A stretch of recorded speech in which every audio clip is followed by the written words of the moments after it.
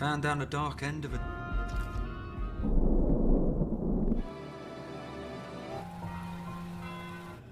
If you throw her...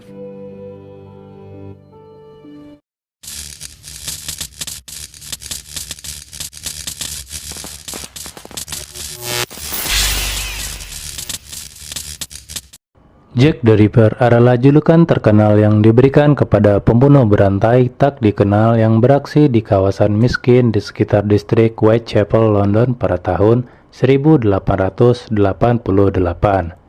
Julukan ini berasal dari sebuah surat yang ditulis oleh seseorang yang mengaku sebagai pembunuh kemudian disebarluaskan oleh media.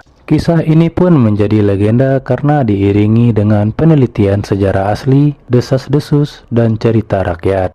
Kali ini kita akan membahas identitas sebenarnya dari film Jack the Ripper versi Skipscape. Film diawali dengan ditemukannya mayat seorang wanita muda dengan kondisi yang mengenaskan dengan luka sayatan di bagian lehernya. Di tempat kejadian sudah standby pihak kepolisian, diantaranya adalah Inspektur Edmund Rice bersama dengan rekannya dan Sebastian Stubb dari media surat kabar London Morning Times. Investigasi awal ditetapkan sebagai kasus pembunuhan tunggal dengan dugaan sementara perampokan dengan modus penyerangan di malam hari. Selanjutnya, korban pun dibawa ke tempat autopsi mayat untuk kepentingan investigasi. Autopsi dilakukan oleh Thomas Locke, di mana di tahun 1888 belum ada perlengkapan medis yang mumpuni, maka autopsi pun dilakukan secara manual. Thomas dibantu oleh asistennya yang bernama Dodd.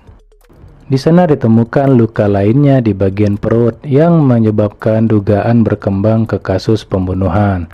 Inspektur Edmund kemudian melakukan investigasi ke salah satu rumah bordir yang tidak jauh dari lokasi kejadian untuk menanyakan apakah Nona Levin, si pemilik usaha, mengenali si korban yang ternyata adalah salah satu pelayan pemuas nafsu di sana yang bernama Polly Nelson. Namun tidak banyak petunjuk yang ditemukan di sana. Di saat yang sama, Thomas sepertinya mengenali si korban karena dia seperti melihat flashback dan pernah menemui si korban saat masih hidup. Thomas yang telah menyelesaikan autopsi pun pulang ke rumahnya dan berbincang dengan istrinya yang bernama Elizabeth yang ternyata memiliki ketertarikan terhadap ilmu tentang anatomi tubuh manusia. Dan itu dibuktikan dengan hobinya membaca buku ilmiah terkait tubuh manusia. Hubungan Thomas dengan istrinya tampak tidak berjalan cukup baik, mengingat sepertinya Elizabeth sangat overprotective terhadap Thomas. Sementara itu, Thomas menyayangkan situasi saat itu karena Elizabeth tidak menyiapkan apa-apa untuk dimakan di rumahnya. Thomas pun beristirahat dan mencoba tidur, namun dia kembali mengingat si korban tadi. Mungkin kalau dilihat dari latar belakang pekerjaan Polly Nelson, ada indikasi kalau si Thomas pernah bercocok tanam dengannya.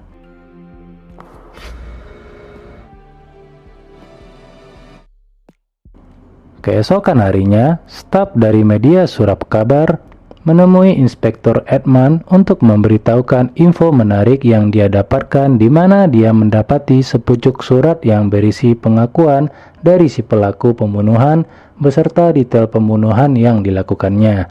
Dengan info darinya, staf pun ingin mendapatkan izin dari Inspektur Edmund agar berita ini dibuat di halaman depan surat kabar dan ingin menamainya dengan julukan Jack the Ripper. Namun Inspektur Edmund tidak sependapat dengan usulan itu, karena akan membuat geger masyarakat di Whitechapel. Inspektur Edmund pun langsung menemui Thomas untuk menanyakan hasil autopsi mayat korban, dan dikonfirmasi yaitu terdapat 2 luka dalam di leher yang memotong semua jaringan sampai tulang belakang, serta ada beberapa luka tusukan kecil yang menembus usus korban serta konsentrasi kerusakan parah di bagian dalam lambung. Yang membuat Inspektur Edmund terkejut adalah detail dari hasil autopsi sama persis dengan isi surat dari si pembunuh. Saat mereka berbincang, tiba-tiba ada info terbaru bahwa ada korban dengan ciri-ciri yang sama yang ada pada korban pertama. Dan lagi-lagi staf ada di lokasi kejadian dan mengaku dirinya duluan sampai di tempat kejadian dan memberikan info bahwa identitas korban bernama Mary Anne Keats. Jasad kedua pun dibawa untuk autopsi dan lagi-lagi Thomas sepertinya mengenali si korban itu. Di sisi lain, Inspektur Edmund didatangi oleh Dr. George Lowry dari Komite Kewaspadaan Whitechapel. Dr. George Lowry memberikan peringatan keras kepada Inspektur Edmund agar dapat segera menyelesaikan kasus ini, agar tidak menimbulkan ketakutan di Whitechapel. Dan komite tidak ingin nama Whitechapel tercemar karena kasus tersebut. Sepulangnya Thomas dari autopsi, ia pun dijamu makan malam oleh istrinya dengan makanan favoritnya yaitu pai daging dan ginjal, serta segelas anggur. Elizabeth berniat memperbaiki hubungan dengan suaminya, namun lagi-lagi mereka bertengkar karena Elizabeth memecat pembantunya yang bernama Emily karena dia menduga Thomas selingkuh dengannya. Keesokan harinya, Inspektur Edmund meminta Thomas untuk memberikan hasil autopsi korban kedua, namun ternyata catatan Thomas hilang dan ruang kerjanya dalam keadaan tidak terkunci. Thomas pun menjelaskan hasilnya secara lisan di mana terdapat kemiripan dengan kasus pertama, namun kali ini ada bagian yang hilang dari tubuh korban yaitu bagian ginjal. Bersamaan dengan itu, Inspektur Edmund mengkonfirmasi bahwa telah muncul surat kedua dari si pembunuh dengan detail yang sama persis dengan hasil autopsi korban kedua. Maka dari itu diyakini bahwa Jack the Ripper itu benar-benar nyata. Korban ketiga pun ditemukan tidak berselang lama. Staf pun ada di sana sehingga ia ditangkap oleh Edmund karena dicurigai sebagai pembunuh itu sendiri.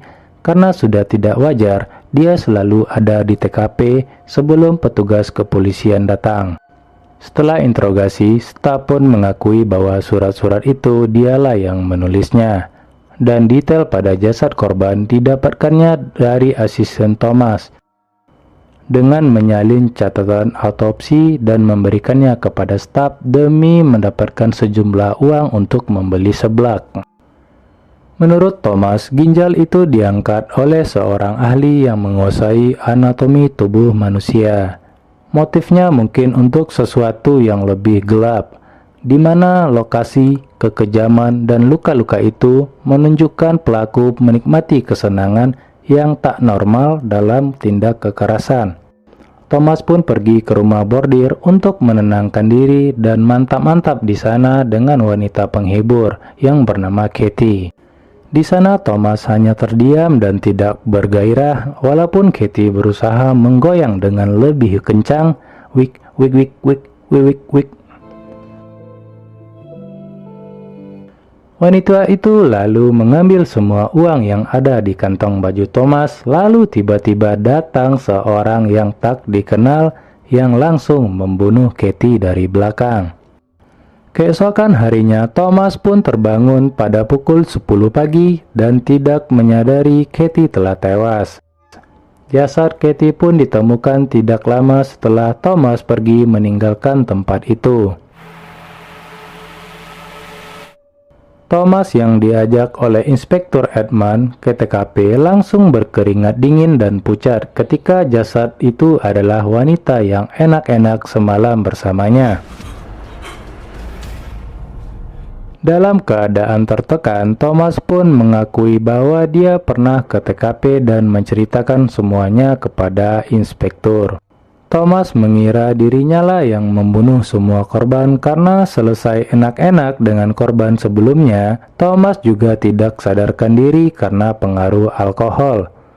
Namun ketika Thomas mau menyelesaikan ceritanya, inspektur dipanggil oleh Nona Levine untuk memberikan petunjuk yang ditinggalkan oleh Polly Nelson, si korban pertama tadi, berupa kartu nama Dr. George Lowry dari Komite Kewaspadaan Whitechapel.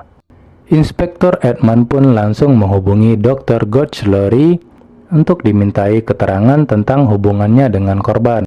Dan ternyata mereka semua pernah menjadi pembantu dari Dr. George Lowry. Dr. Lowry menyangkal bahwa pembunuhan tersebut tidak ada hubungannya dengannya. Biografi Dr. Lowry, yang notabene merupakan seorang ahli anatomi tubuh manusia, menimbulkan kecurigaan kepadanya, namun dia punya alibi karena dia tidak berada di Whitechapel ketika jasad-jasad korban itu ditemukan. Akhirnya Thomas pun disuruh cuti untuk sementara waktu oleh Inspektur Edman karena dia terlihat sangatlah pucat. Thomas pun pulang ke rumah dan memeriksa lemari buku miliknya, dan ternyata terdapat pisau bedah yang berlumuran darah di sana. Tiba-tiba Elizabeth datang dan menjelaskan bahwa sebenarnya dialah yang membunuh semua lacur itu karena mereka tidur dengan Thomas, dan mengatakan Thomas tidak akan bisa lagi bertemu dengan gadis-gadis yang dicumbuinya kecuali di meja kerjanya, yaitu ruang autopsi. Thomas yang tidak percaya dengan kenyataan yang ada mengutuk istrinya, namun Elizabeth mengatakan bahwa pembunuhan dilakukan secara detail sehingga tidak ada petunjuk yang bisa memberatkannya. Jadi yang mengetahui kenyataan dari kasus ini hanyalah Elizabeth dan Thomas, dan parahnya makanan yang disajikan kepada Thomas saat itu adalah ginjal dan daging dari korban kedua. Akhirnya Thomas pun mengakhiri hidupnya dengan cara bunuh diri di ruang kerjanya dengan memotong lehernya sendiri, dan film pun berakhir tanpa ada satupun yang mengetahui Jack the Ripper sebenarnya adalah Elizabeth yang merupakan seorang wanita. Terima kasih kepada teman-teman yang sudah klik video ini. Sampai jumpa di video kami selanjutnya.